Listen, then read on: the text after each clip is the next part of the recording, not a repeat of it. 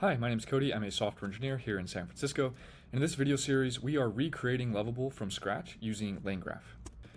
Now, we've come a long way. We have a very basic version of what we're doing, but in this video, I just want to very quickly try to clean some stuff up and try to boost the user experience.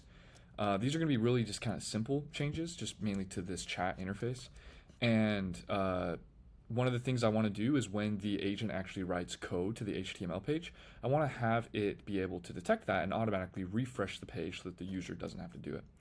Second, I want to make it so that when we hit the send button and while it's waiting, let's just show a little basic loading indicator.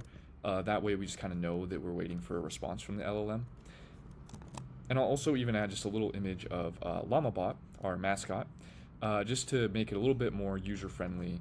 And this will be a very basic improvement in our user experience. It won't improve it that much, but it'll be a good kind of starting point. Okay, so to do that, let's go ahead and jump back into our project here. And the first thing I'm going to do is I'm going to go into our chat.html. And let's go ahead and just select the entire document, hit Command L to put it onto our context in cursor. And let's go ahead and say, please add in a loading indicator while we're waiting for the chat bot to respond, or we'll say while we're waiting for the server to respond to the latest user message. Let's go ahead and send that in, and let's see what cursor cooks up here. Okay, let's see what it put in here. Okay, added in an accent color, added in a loading spinner in the CSS, input area, put a spinner in there, and looks like it has, okay, cool. Well, let's go ahead and save that. Let's come back over to our app here. Let's see, can you hear me?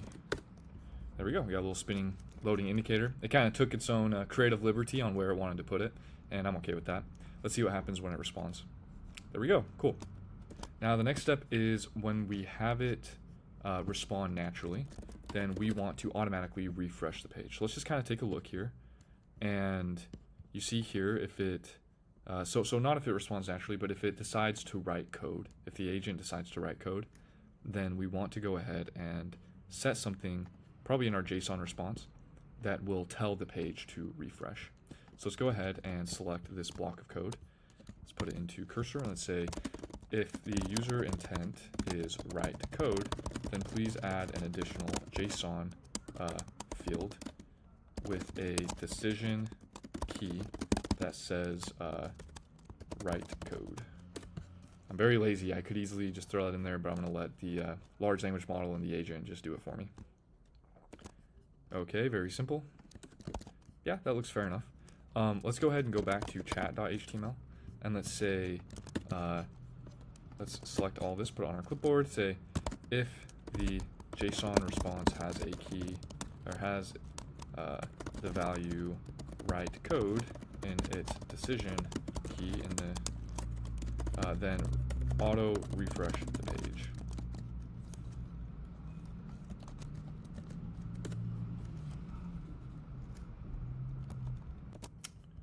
Okay, I added let's see here, added this write code in there.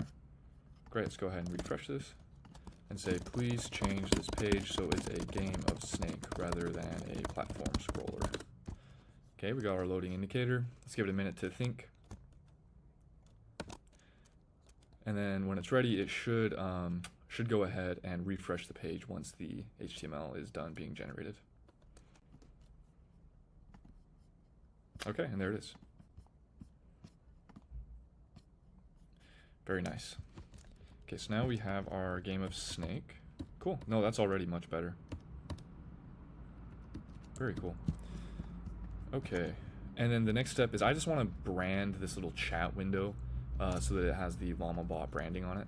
So let's go ahead, we'll be in this chat.html, select it all, say please add a branding. Please add a brand, let's say this, please improve the design of the chat window on the left-hand side.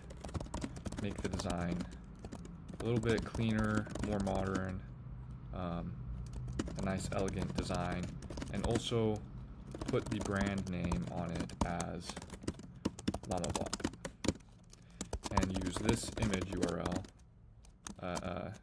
Use this image URL as the logo. Let's go ahead and go to our website here. And let's grab our image source URL. This is actually hosted in an SW3.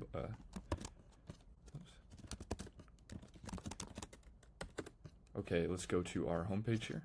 This is actually our hosted SaaS version of the same product. It's very, very, very similar. You can access it without having to run it locally here at llamapress.ai. And then I'm going to go ahead and give it the URL to the image, which is actually saved in an S3 bucket. Let's go and send that in. Okay, just finished it all up. So it did quite an aggressive redesign. Let's just go ahead and accept it and just see what it came up with. Let's go in here, let's refresh it. There we go, we got LlamaBot. Yeah, I'm happy with that. Let's say, can you hear me? We'll just double check this is working. Oh nice, it kind of grays this out. Has a loading indicator. Yeah, I like this. I think this is an improvement. Very cool.